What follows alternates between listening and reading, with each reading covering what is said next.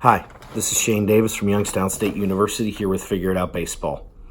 Today, I'm going to be adding a little bit to my video on the weekly structure for pitchers and relievers at the college level, and in which I gave younger pitchers an outline for what their week should look like. That did, though, talk more about POs, and like I said at the beginning of that video, you have the luxury at the college level where there are a lot more POs. I could do a whole other video on my thoughts on the term PO. Pitchers are pitchers, just like catchers are catchers. But that's neither here nor there. I think it is a good thing that at the lower levels of baseball, pitchers are playing other positions, because I do think that it helps toughness. I think it helps feel for the game, feel for hitting. I know it's a lot easier to talk about pitching strategy with guys that do have a background as hitters at my level. And I also think that it helps to relax their arm a little bit and give them some time off, make sure they're not being overthrown, but also gives them some skills that they might not pick up just being a pitcher that can eventually translate to the mound.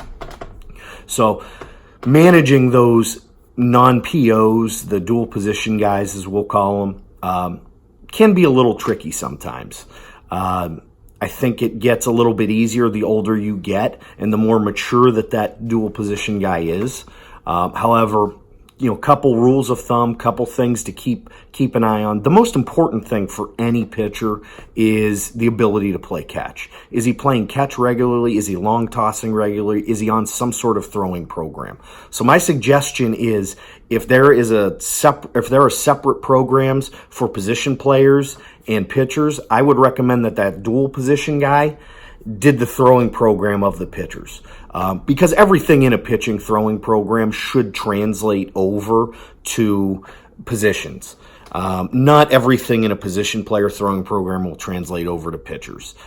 For instance, there's a lot more quick throwing, a lot more shorter arm action that might not necessarily match what he does on the mound.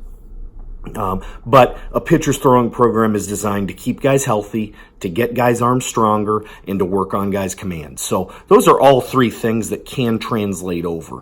Now, where I think it gets a little tricky managing yourself if you're a player, or managing your player if you're a coach that is a dual position guy, let's say he's a catcher and he's also one of your better pitchers, is what's the amount of bullpen, what's the amount of workload that a guy has to have. I think at the lower levels, it's more contingent on the coach to kind of manage that, but it is also still some on the player at that level, and it becomes more as he gets older to communicate how his arm is feeling.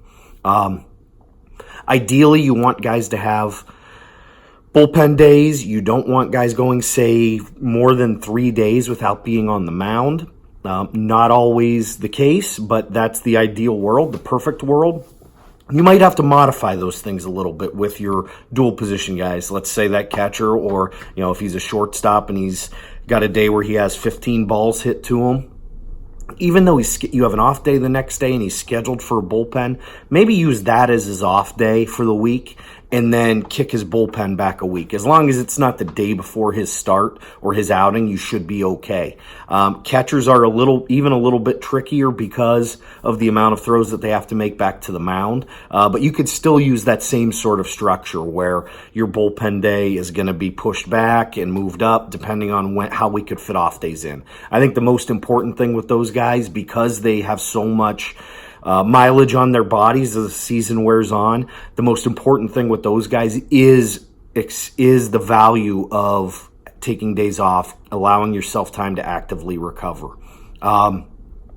Another suggestion, if bullpens can't necessarily be worked in because of a lack of off days or too much work, or he got hit with a pitch, you could always supplement. I wouldn't do it for an entire year, but for a week, 1 week here, 1 week there, 2 weeks in a row. You can supplement short boxes, which I'm going to go over in a subsequent video, or you can substitute really hard and good flat grounds where, say, we use the pylon or cone drill just to really get some high intensity working on little things in pitching to keep him sharp. But another reason why bullpens happen, like I just said, is to keep guys sharp. And some POs, they need that in order to get themselves to raise their blood flow, get their blood going, get moving. Whereas a guy that's playing shortstop or catching every day doesn't necessarily need an excuse to get going because he's going hard, hopefully, every day. So I think if we do these, and when you do these, just kind of fit in bullpens when you can. Allow the dual position guys to work out with the throwing program with the pitchers and communicate back and forth while implementing strategically placed off days.